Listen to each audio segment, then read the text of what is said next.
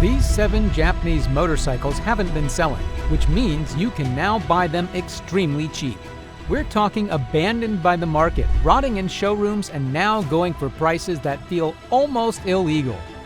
Take the Yamaha R7, $10,699 brand new.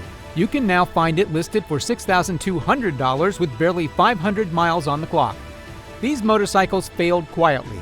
No headlines, no hype. And don't get me wrong, they're well-built, gorgeous machines with real performance, often packed with modern tech. You're looking at a buyer's paradise hidden in plain sight. If you've got a sharp eye, these so-called failures might be your smartest buy yet. So stick around, because number 1 will blow your mind away. Right off the bat, we have quite a looker.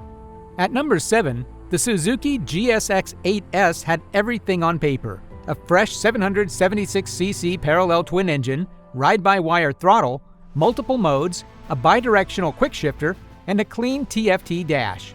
Suzuki even gave it aggressive Street Fighter styling to match. Still, it landed with a quiet thud. Why? It came off as lukewarm, not wild enough to thrill, not premium enough to impress, and priced just close enough to faster, better-known bikes that buyers shrugged it off. And yet, those who did take the leap discovered a different kind of value. The GSX-8S has one of the smoothest engines in the category, an easy clutch, neutral handling, and real-world rideability. As a commuter or all-rounder, it quietly excels. But because it didn't scream for attention, dealers are now forced to cut prices hard.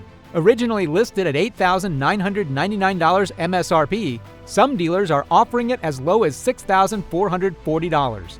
It may have flopped on showroom floors, but on the street, this sleeper might just surprise you. But what happens when a retro cruiser clings to the past and the market leaves it behind? At number 6, the Yamaha Bolt R-Spec was once Yamaha's answer to the Harley Sportster, a stripped-down, air-cooled bomber with attitude. But to many, it now feels like a relic frozen in time. With its 942cc V-twin engine and classic styling, the Bolt looks the part. But dig deeper and it's clear why it's been left behind. No traction control, no ride modes, no TFT dash, just basic ABS and analog dials. In today's tech-hungry market, that's a hard sell. Originally priced around $8,899, you can now find brand new units listed for as low as $6,799. That's a steep drop for a cruiser with real urban charm. The Bolt isn't a bad bike. In fact, its low seat, punchy torque, and raw mechanical feel make it a favorite for custom builders and short-distance riders. But Yamaha hasn't meaningfully updated it in nearly a decade, and the market moved on. Now it sits in the shadows, forgotten, underappreciated, and heavily discounted. If you want an old-school ride with modern reliability, the Bolt R-Spec might be your low-budget ticket to bobber cool. At number 5, we have a bike that flopped because, well, it was just too practical for its own good?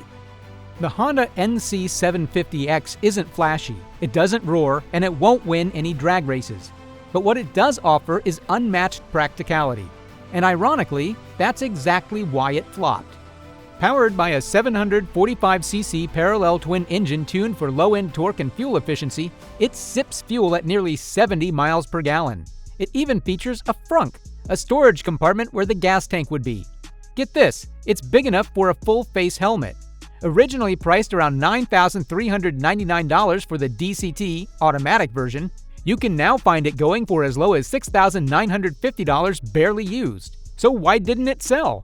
Simple, it didn't excite anyone. Riders chasing performance ignored it. New riders found it uninspiring. And adventure bike buyers turned to more rugged, off-road capable options. It was too tame for thrill seekers and too quirky for the mainstream. But here's the twist. If you want a rock-solid, reliable, commuter-friendly motorcycle that can eat miles, carry your gear, hell, even your toolkit, and never complain, the NC750X is a silent hero. Over-engineered and now shockingly affordable. What if there was a motorcycle built to honor the past? At number 4, the Kawasaki W800 does just that. It is a love letter to the 1960s, sadly, and that might be its biggest problem.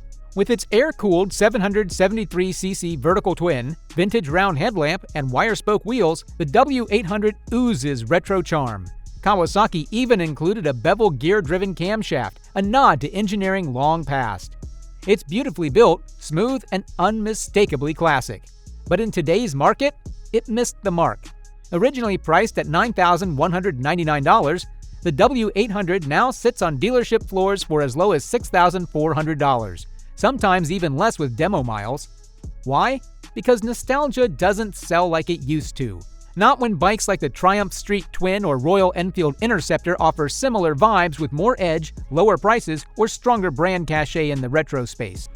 The W800 wasn't bad, it was too polite, too soft-spoken in a world of loud branding and aggressive performance. Yet for the right rider, it's a hidden gem, refined, reliable, and dripping with old-school style. And now, it's cheaper than ever to own a piece of Kawasaki's history. Next up, a flagship naked bike with all the power, yet somehow no pulse. Number 3 on the list, the Honda CB1000R, promises muscle and modern style with its 998cc inline-4 engine and aggressive Neo-Sports Cafe design. It should be a knockout in the naked bike segment. It's fast, sharp, and loaded with tech like ride modes, traction control, and a crisp TFT display. But in reality, the CB1000R struggles to capture attention.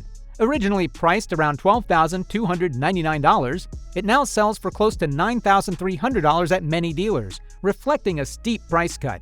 The problem? The CBR1000R feels like it's caught between worlds. I mean, it's too refined for hardcore street fighters, yet not radical enough to steal the spotlight from hyper-aggressive rivals like the KTM 1290 Super Duke or the Yamaha MT-10. Its power delivery is smooth but lacks the visceral punch some riders crave, and its styling, while clean and modern, doesn't stand out amid flashier competition. Yet for those seeking a reliable, balanced, and tech-savvy naked bike with everyday usability, the CB1000R remains an underrated choice now more accessible than ever thanks to its falling price. Want to see a bike everyone expected to succeed that crashed and burned instead? The Yamaha R7 steals the second spot, a lightweight, agile middleweight sport bike carrying the legendary R-Series badge.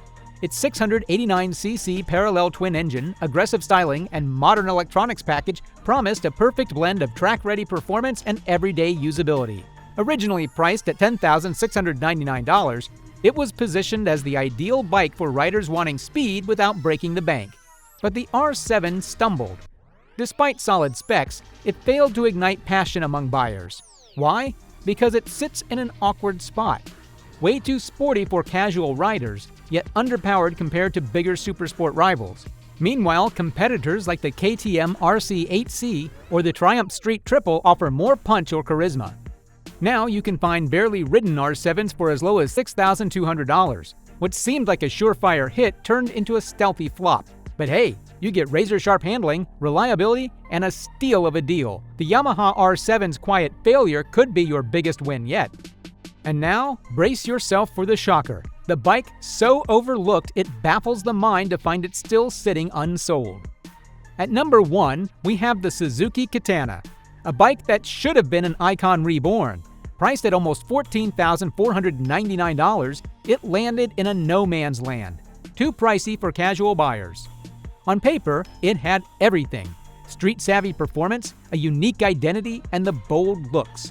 Critics slammed its older chassis, basic suspension, and lack of modern rider aids, and it quickly disappeared from showroom buzz. But here's the most exciting twist. This so-called flop is actually a detuned beast in disguise. That dated engine? It's a GSX R1000 motor, and it still rips. This isn't your average middleweight commuter, it's a liter-class wheelie monster. The torque curve and throttle response are absolutely brutal. You twist the wrist without the traction control on, and the front wheel is going to break free of gravity at upwards of 80 miles per hour. That's not a clutch-up, we're talking about a raw power wheelie just by acceleration. Now below $8,500, it's one of the cheapest full-blown speed demons. Raw horsepower wrapped in the boldest modern design. Here's the best way to put it. The Katana didn't fail, it hid. And now it's your move. 7 misunderstood bikes, all dropped in price. But only one can steal your heart. Which one are you taking home?